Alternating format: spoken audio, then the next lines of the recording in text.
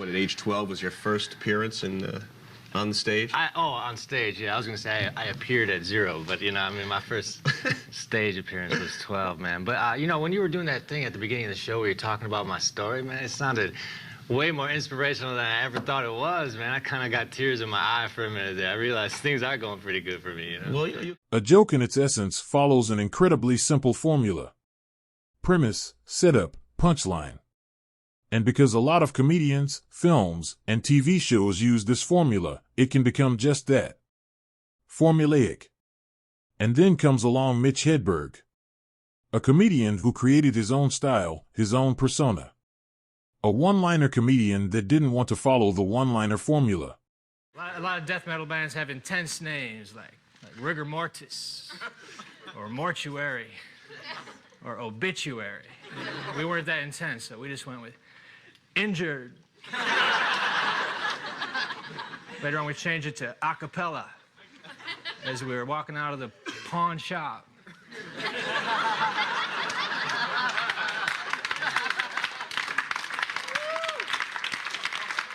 We became a death metal barbershop quartet. He was someone who endeared himself to his fans and developed a cult following in such a short space of time. Time magazine even called him the next Seinfeld. So what made him so special? Let's dig a little deeper. The first thing that strikes you about Mitch Hedberg is the way he looks and sounds. With his long hair, sunglasses, and laid-back stoner attitude. He was like a rock star. And when he'd perform, he was like a chilled-out dude who didn't take himself too seriously. Like you could imagine actually being friends with him. Mitch started off putting on comedy shows for his neighbors in his room above the garage in his parents' house in Minnesota. Then he left home aged 18 and ended up living in his car just to pursue his comedy dream. Even though he initially struggled, other comedians began to take notice, and he became a real comedian's comedian. Remember what I said earlier about the formula of premise, setup, and punchline? Here are some of Mitch's jokes. See if you can apply the same formula. One time a guy handed me a picture of me. He said, "Here's a picture of me when I was younger. Every picture is of you when you were younger." I think Pringle's initial intention was to make tennis balls. But on the day that the rubber was supposed to show up, a big truckload of potatoes arrived. See? Can't do it. Mitch was born with that rare gift of not just saying funny things, but saying things funny. Mitch's entire set would be made up of these strange ideas and observations. It was no secret that he was a recreational drug user, and his act was like a list of all the different thoughts occurring in his head while he was high. And because they were so random and short, if you didn't like one joke, odds are you'd like the next one. There was something so innocent and charming about him that the more you watched, the more you watched. And it comes as no surprise that he developed a cult following, where his audience would begin calling out his punchlines with him, as if indeed he was a rock star playing sing-along hits to his adoring fans. And in many ways, he was a rebel. Because he did things his own way no matter what.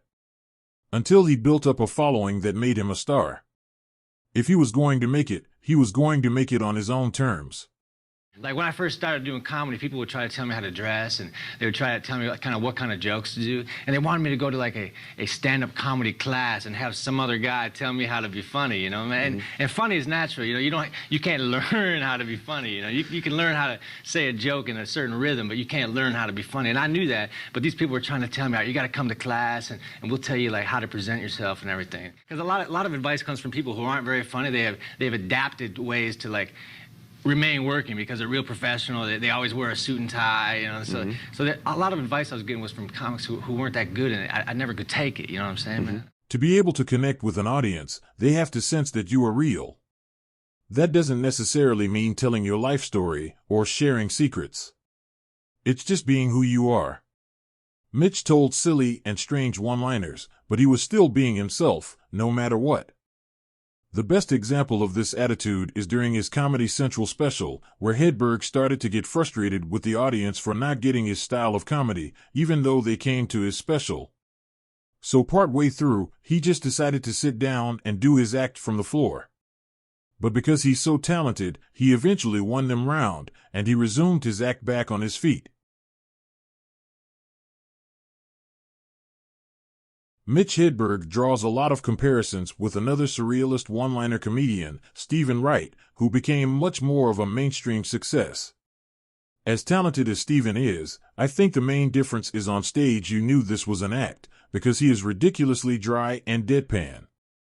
With Mitch on stage, you sense that he's just being himself. The way he would close his eyes, or pull his hair across his face because of his nervousness.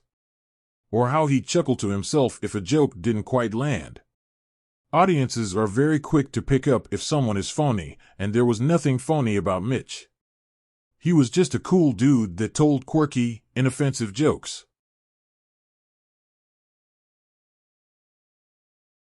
Counting greats like George Carlin and Dave Chappelle amongst his admirers, by the early 2000s, Hedberg had made 10 appearances on The David Letterman Show and had signed a sitcom deal with Fox. He was finally on the verge of becoming a star and household name. Sadly, he never was in control of his drug use, and he died from an overdose in 2005, aged just 37. As young as he was, when he passed away, he still leaves behind a solid body of work that can be easily found on YouTube. Or even better, why not check out his classic comedy albums, Strategic Grill Locations, Mitch All Together, and Do You Believe in Gosh? In more than one way, his life can be summed up using his most iconic joke. I used to do drugs. I still do, but I used to too.